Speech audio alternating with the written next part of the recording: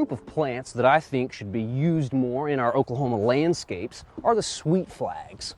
Here in our Japanese garden, we've got a couple varieties of the Japanese sweet flag. This is Acorus gramineus. Now, the sweet flags, or Acorus, have traditionally been thought of as shallow water plants or bog garden plants. But as you can see, this one's growing here on the edge of a bermed up area. So it's not an area that stays moist all the time. In fact, these plants perform quite well in typical garden settings. They're a lot tougher than a lot of people, I think, realize that the sweet flags are. They give you quite a bit of color throughout the year, and even in the wintertime, as they're nearly evergreen. Now, the sweet flags kind of look like a grass or maybe a narrow-leaved iris, but they're not related to either of those plants. They're actually in the arum family with things like elephant ears and caladiums. So I think that makes them kind of neat as well.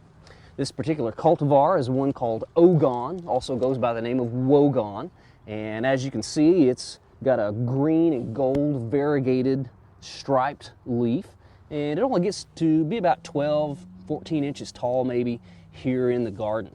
I've seen this used to really good effect massed in landscapes, sort of as a ground cover, where it does give, again, year-round color. It'll handle full sun very well, give lots of gold color in the full sun, and it'll give you a lot of color as well in some pretty dense shade. So it's a very versatile plant. There are a couple of other cultivars of Japanese sweet flag. There's one called Aureus, and then there's another one called Aureus minimus, which only gets to be about 3 inches tall. And again, both of those are that gold color as well. In another spot here in our Japanese garden, we have Acorus gramineus variegatus, the variegated Japanese sweet flag. It has a green and white striped leaf, and it does very well for us also. In our bog garden, we have an American species of sweet flag, Acorus calamus. It's native to the eastern half of the United States, and the variegated form of it is very striking, especially in containers. Well, as I mentioned earlier, the sweet flags are evergreen. You can see that this one has still quite a bit of color coming through the winter, but we do have some leaf tips that are a little bit scorched or tattered. So what we're going to do, we're going to kind of treat it like we would a monkey grass or an ornamental grass. We're just going to cut all these leaves off. Just remove all of this foliage from last year.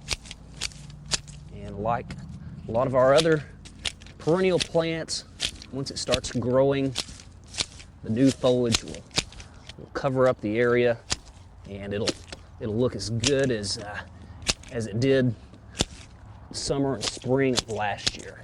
Just kind of rejuvenate the plant. Now, the sweet flags, whenever you step on the foliage or crush the foliage, it has sweet, spicy, almost licorice type of scent.